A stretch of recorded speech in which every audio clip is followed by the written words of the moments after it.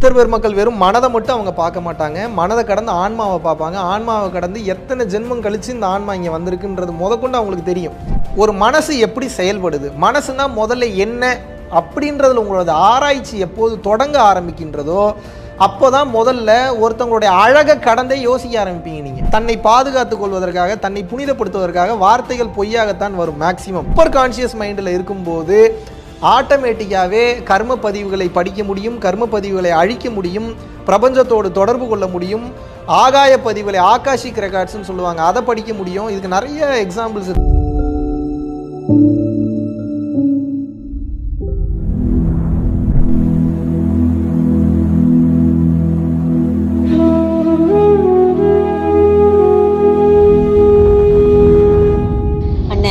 இன்னைக்கு நம்ம படுக்கும் போது மகாவிஷ்ணு அண்ணனை நம்ம மனசால அவர் நினச்சி, ஏதாவது மனசில் ஒரு கஷ்டங்கள் இருக்கும்போது அவர்கிட்ட அவர் நினச்சி நம்ம மனசால் அவர்கிட்ட நம்ம சொல்லும் போதும் அடுத்த நிமிஷமே ஒரு கனவு வந்து நம்மக்கிட்ட பேசுவார், அதுக்குண்டான விடையை கொடுத்துட்டு போயிடுவார்.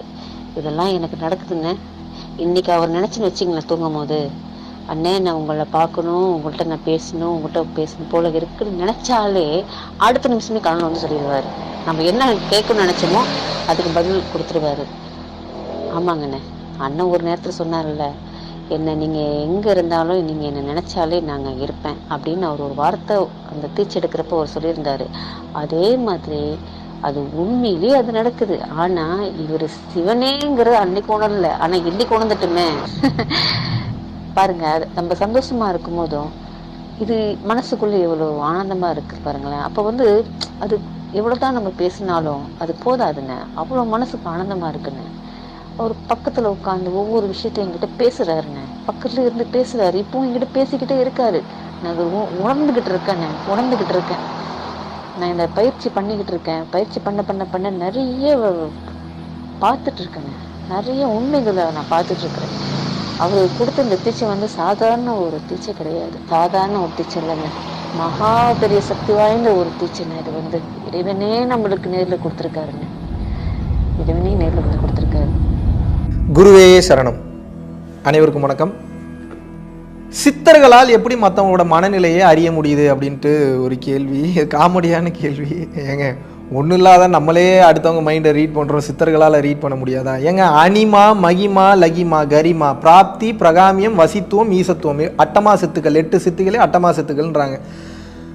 தொடர்ந்து பயிற்சி பண்ணும்போதும் கருணை உணர்வோடு இருக்கும்போதும் அணுவை போல சிறியதாகிறாங்க, மலையை போல பெருசாகிறாங்க, காற்றை போல லேசாகிறாங்க. இத்தனை சித்து பண்ணும்போது பஞ்சபூதங்களை தன்வயப்படுத்துகிறாங்க, அண்டம் விட்டு அண்டம் போகிறாங்க. America, UK, London, New Zealand, Germany, ஆஸ்திரேலியான்னு சொல்லி விசாவே இல்லாமல் நினைத்த நேரத்தில் நினைத்த இடங்களுக்கு அப்படின்றதுக்குள்ளே போயிட்டு வராங்க. அவங்கள அடுத்தவங்க மைண்டை ரீட் பண்ண முடியாதா? ரொம்ப ரொம்ப ஈஸியான விஷயம். இது எப்படி நடக்குதுன்னு சொல்கிறேன், நல்லா புரிஞ்சுக்கோங்க. எப்போ வந்து ஒரு மனிதன் வந்து ஆப்போசிட்டில் இருக்கக்கூடிய பர்சனை உடலாக பார்க்காமல் அவர்களை ஒரு மனமாக பார்க்கிறானோ, ஆன்மாவாக பார்க்கறது அப்புறம், நான் இப்போ ஆன்மாவாக பேசல, ஆன்மாவாக பார்த்தீங்கன்னா அது கொஞ்சம் உங்களுக்கு குழப்பமாக இருக்கும். முதல்ல மனமாக பாருங்கள், நல்லா புரிஞ்சுக்கோங்க. உங்களுக்கு சிம்பிளாக இந்த மைண்ட் ரீட் பண்ணக்கூடிய டெக்னிக்கை நான் சொல்லித்தரேன். இது அவ்வளோ சீக்கிரம் சொல்லித்தர மாட்டாங்க, பட் இருந்தாலும் நல்ல விஷயம் தான், கற்றுக்குங்க. திறமை இருக்கிறவங்க கற்றுக்குங்க. எவ்வளோ நாள் நான் இருப்பேன்னு தெரியாது, எவ்வளோ நாள் இந்த சத்தியத்தை என்னால் தொடர்ந்து சொல்ல முடியும்ன்றது தெரியாது. ஏன்னா எனக்கும் இறைவனுடைய திருவடிகளை சென்று சேர வேண்டும் என்ற ஆசை. அதனால் இருக்கிற வரைக்கும் சொல்லித்தரேன், முடிஞ்சால் பிடிச்சிக்கங்க, மேலே வாங்க.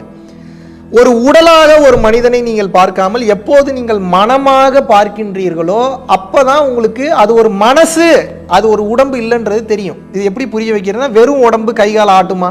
ஆட்டாது. வெறும் உடம்பு ஏதாவது பேசுமா? பேசாது. வெறும் உடம்பு ஏதாவது பொருளை தூக்குமா? தூக்காது. அப்போ உடம்பு இயங்க வேண்டும் என்றால் மனம் என்ற ஒன்று அவசியமாகிறது. மனம் இல்லை என்றால் அவன் சமாதி நிலை அடைந்தவன் அல்லது கோமா ஸ்டேஜ் பேஷண்ட்டுன்னு சொல்கிறாங்க. இப்போது நீங்கள் எதை புரிஞ்சுக்கணும் அப்படின்னா, நல்லா புரிஞ்சுக்கணும், இந்த மனமானது எப்படி ஆக்டிவேட் ஆகுது, மனதினுடைய குணம் என்ன, ஒரு மனசு எப்படி செயல்படுது, மனசுனா முதல்ல என்ன அப்படின்றதுல உங்களோட ஆராய்ச்சி எப்போது தொடங்க ஆரம்பிக்கின்றதோ அப்போதான் முதல்ல ஒருத்தவங்களுடைய அழகை கடந்தே யோசிக்க ஆரம்பிப்பீங்க. நீங்கள் இப்போ நீங்கள் பார்க்குறது பூரா எப்படி பார்க்குறீங்கன்னா, அவங்களுடைய அங்கம் அழகாக இருக்குது, கண் அழகாக இருக்குது, மூக்கு அழகாக இருக்குது, காது அழகாக இருக்குது, கை சூப்பராக இருக்குது, அவர்களுடைய மற்ற உடல் அங்கங்கள் செம்மையாக இருக்குது. இப்படியே நீங்கள் ரசிச்சுட்டு இருக்கீங்கன்னா அவங்களோட ஃபீச்சர்ஸ் மட்டும்தான் பார்க்குறீங்க, பாடி அட்ராக்ஷன் மட்டும்தான் உங்களுக்கு இருக்குது. இப்படி இருக்கும்போது நீங்க சாகிற வரைக்கும் இந்த பாடி அட்ராக்ஷன்லயே மாட்டி உங்களது உயிரும் போயிடும், அவங்க உயிரும் போயிடும். உங்களால் அடுத்த கட்டம் போக முடியாது. கொஞ்சம் அடுத்த கட்டம் போய் மனமாக பார்க்கும்போது இந்த மொத்த உடலையும் இயக்குவது மனம்தான் என்பது உங்களுக்கு எளிமையாக புரிந்து விடுகிறது. எப்போ இந்த மொத்த உடம்பையும் இயக்குவது மனம்தான் என்பது உங்களுக்கு புரிந்து விடுகிறதோ அந்த மனதின் குணம் என்பது கொஞ்சம் கொஞ்சமாக புரிய ஆரம்பிக்கும். இதெல்லாம் கொஞ்சம் டைம் எடுத்து யோசிக்கணும். எப்போதும் அந்த சிந்தனையில் இருக்கும்போது தான், நான் ஓவர் திங்கிங் சொல்லலை. ஓவர் திங்கிங் பண்ணிங்கன்னா உங்களுக்கு இரிட்டேட் ஆகிடும், டென்ஷன் ஆகிடும், உங்களால் அடுத்த கட்டம் போக முடியாது. இப்போ நான் எதை பற்றி சொல்கிறேன் அப்படின்னு வந்து கேட்டிங்கன்னா, அதை பற்றி சிந்திக்க வேண்டும், அதை பற்றி யோசிக்க வேண்டும். எப்படி ஒரு மனசு செயல்படுது அப்படின்னு நீங்கள் பார்க்கும்போது மனதினுடைய குணம் தெரிந்துவிடும். மனதினுடைய குணம் அப்படின்றது என்ன? நிலை இல்லாதது. அப்போ நிலை இல்லாததுன்றப்போ ஒரு மனைவியோ கணவனோ இல்லை குழந்தையோ இல்லை வந்து ஒரு தங்கச்சியோ ஒரு அண்ணனோ தம்பியோ யாரோ வந்து பேசும்போது நிலையில்லாத மனம் என்பது உங்களுக்கு புரிந்து விட்டது என்றால் பேசுறது மனசுதான்றது உங்களுக்கு புரிஞ்சிடும். எப்போ பேசுறது மனசுதான் அப்படின்றது உங்களுக்கு புரிஞ்சிருச்சோ அப்போ அவங்க என்ன வார்த்தையிலிருந்து வாயில எவ்வளோதான் மாற்றி மாற்றி பேசினாலும் நம்ப மாட்டீங்க அந்த வார்த்தை. ஏன்னா தன்னை பாதுகாத்துக் கொள்வதற்காக, தன்னை புனிதப்படுத்துவதற்காக வார்த்தைகள் பொய்யாகத்தான் வரும். மேக்சிமம் காமன் பீப்புளுக்கு நான் சொல்றேன். ஏன்னா எல்லாருமே இன்னைக்கு உண்மையை பேசுறது. அப்ப அந்த மனசு என்ன யோசிக்குது, இந்த மனசினுடைய குணம் என்ன, தன்னை எப்படி இது பாதுகாத்துக்கணும்னு நினைக்குது, எப்படிப்பட்ட டெக்னிக்கலா அது பயன்படுத்துது, இது மனம் வந்து எப்படிப்பட்ட ஒரு வலிமை பெற்றவனாக இருக்கிறான் என்று அந்த மனதையே நீங்கள் ஆராய்ச்சி செஞ்சுக்கிட்டே இருக்கும்போது, மனதை கவனித்து கொண்டே இருக்கும்போது உங்களுக்கு புரிஞ்சிடும். ஆட்டோமேட்டிக்காக மைண்ட் ரீட் பண்ணிடுறீங்க. ஒரு கட்டத்துக்கு மேலே அவங்க பேசவே வேணாம், அவங்க கண்ணை பார்த்தாவே அவங்களுடைய பாடி லாங்குவேஜை வச்சு அவங்களுடைய லுக்கு, அவங்களுடைய பார்வை, அவங்களுடைய உடல் அசைவுகள், இதை வச்சு உங்களால் ஈஸியாக கணிச்சிட முடியும் அவங்க என்ன மனநிலையில் இருக்காங்க. அவங்க பேசவே வேணாம், ரொம்ப ஈஸி மைண்ட் ரீட் பண்ணுறது. இது பெரிய மேட்டர்லாம் ஒன்றும் கிடையாது. இன்னும் நீங்கள் பரம்பொருள் யோக பயிற்சி வாங்கி யோக பயிற்சி தீட்சை பெற்று நீங்கள் செய்யும்போது நீங்கள் மனமாக பார்க்கணுன்ற அவசியம் கூட இல்லை. நீங்கள் பார்த்தாவே கண்டுபிடிச்சிடலாம் என்ன மனநிலையில் இருக்காங்கன்னு. 24 மணி நேரம் அப்படியே நம்ம கண்டுபிடிக்க முடியாது. ஒரு சில நேரத்தில் அந்த வைப்ரேஷன் வேவ் லென்த் மேட்ச் ஆகும்போது உங்களுக்கு தெரிஞ்சிடும். நல்ல பயிற்சி பண்ணிட்டீங்கன்னா என்ன அவங்க நினைச்சாலும் கண்டுபிடிக்க முடியும். 24 மணி நேரம் அந்த நிலையிலே இருக்க முடியும். பட் அதுக்குண்டான ஆற்றல் உங்களுக்குள் வேண்டும். அந்த ஆற்றலை சேர்த்து வைக்கும் போது, சேமிக்கும் போது பிறர் மனதை அறியக்கூடிய அந்த பக்குவம் என்பது உங்களுக்கு கிடைத்து விடுகிறது. இந்த வகையில் தான் சித்தர் பெருமக்கள் வெறும் மனதை மட்டும் அவங்க பார்க்க மாட்டாங்க, மனதை கடந்து ஆன்மாவை பார்ப்பாங்க. ஆன்மாவை கடந்து எத்தனை ஜென்மம் கழிச்சு இந்த ஆன்மா இங்கே வந்திருக்குன்றது முதற்கொண்டு அவங்களுக்கு தெரியும். ஏன்னா அத்தனை பதிவுகளும் அவங்க உடம்புக்குள்ளேயே இருக்கு.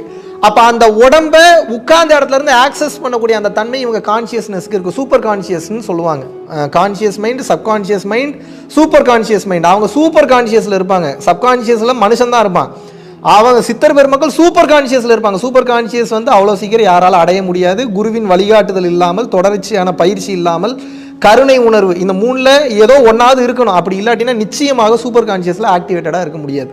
அவன் இருக்கிறதே சித்தர் பெருமக்கள் சூப்பர் கான்சியஸில் தான் இருப்பாங்க. அந்த சூப்பர் கான்சியஸ் மைண்டில் இருக்கும்போது ஆட்டோமேட்டிக்காகவே கர்ம பதிவுகளை படிக்க முடியும், கர்ம பதிவுகளை அழிக்க முடியும், பிரபஞ்சத்தோடு தொடர்பு கொள்ள முடியும், ஆகாய பதிவுகளை, ஆகாஷிக் ரெக்கார்ட்ஸ்ன்னு சொல்லுவாங்க, அதை படிக்க முடியும். இதுக்கு நிறைய எக்ஸாம்பிள்ஸ் இருக்குது.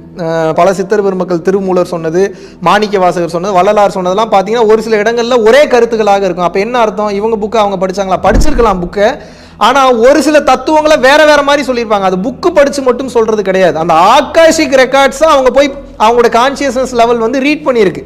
அப்போ போன ஜென்மத்தில் என்ன நடந்தது, அதுக்கு முந்தின ஜென்மத்தில் என்ன நடந்தது, அப்போ அந்த உலகத்தில் என்ன பிரச்சனை வந்ததுன்னு சொல்லி பார்க்கும்போது அவர்களுக்கு எளிமையாகி விடுகிறது. அப்போ ஒரே புத்தகம் தான், ஒரே தகவல் தான். அந்த தகவலை படிக்கும்போது அவங்கவுங்க பாணியில், அவங்கவுங்க ஸ்டைலில் அவங்க வந்து நரேட் பண்ணுறாங்க, இப்படி இருந்தது அப்படி இருந்ததுன்னு சொல்லி புத்தகங்களாகவும் எழுதுகின்றார்கள். ஸோ உங்கள் கான்சியஸ்னஸோட லெவல் இன்க்ரீஸ் ஆகிறப்போ, ஹையர் லெவலில் நீங்கள் வைப்ரேட் பண்ணும்போது, பயிற்சி நிலையிலோ இல்லை குருமார்களுடைய அருளிலோ நீங்கள் அடுத்த கட்டம் பக்தி நிலையிலோ நீங்கள் போகும்போது ஈஸியாக அதெல்லாம் பண்ண முடியும். மைண்ட் ரீட் பண்ண முடியும், மற்றவர்களுடைய எதிர்காலத்தை தெரிந்து கொள்ள முடியும், உங்களுடைய முற்பிறவி ஞாபகங்களை உங்களால் தெரிந்து கொள்ள முடியும். ஆனால் எது தெரிஞ்சாலும் தெரியாத மாதிரியே இருக்கணும், எதை கேட்டாலும் தெரியாதுன்னு சொல்லிடுங்க. காரணம் என்ன அப்படின்னா, அதனால் தேவையில்லாத பிரச்சனைகள் உங்களுக்கு வரும். நோண்டுவாங்க, போன ஜென்மத்தில் என்ன நடந்ததுன்னு கேட்பாங்க, அப்போ நீ என்னவா இருந்ததுன்னு கேட்பாங்க. இது தேவையில்லாத தலைவலி. அதை தெரிஞ்சுட்டு அவங்க என்ன பண்ண போகிறாங்க? இந்த ஜென்மத்தில் என்ன பண்ணுறது, அடுத்த கட்டம் போகிறதுன்றதில் மட்டும் நீங்கள் கவனமாக இருக்க வேண்டும். அதனால் முடிஞ்ச அளவுக்கு ஆன்மீகத்தில் இருப்பவர்கள் எந்த ரகசியங்கள் தெரிந்தாலும் அது பிறர் நலன் கருதி, பிறர்களுடைய வளர்ச்சி கருதி பெரும்பாலான ரகசியங்களை சொல்லாமல் இருப்பது நல்லது. எந்த மாதிரியான ரகசியங்கள் அப்படின்னா, பிறரை பாதிக்கக்கூடிய அந்த ரகசியங்களை சொல்லாமல் இருப்பது நல்லது. பிறரை பாதிக்காது, அந்த ரகசியத்தை சொன்னால் அவன் வாழ்க்கை நல்லா இருக்கும்னு நீங்கள் நினைக்கிறீங்களா, தாராளமாக அந்த ரகசியத்தை நீங்கள் சொல்லலாம். அப்படி இல்லை அப்படின்னா பெரும்பாலான ரகசியங்களை மறைத்து விடுவது மிக மிக மிக மிக சிறந்தது. நன்றி, வணக்கம்.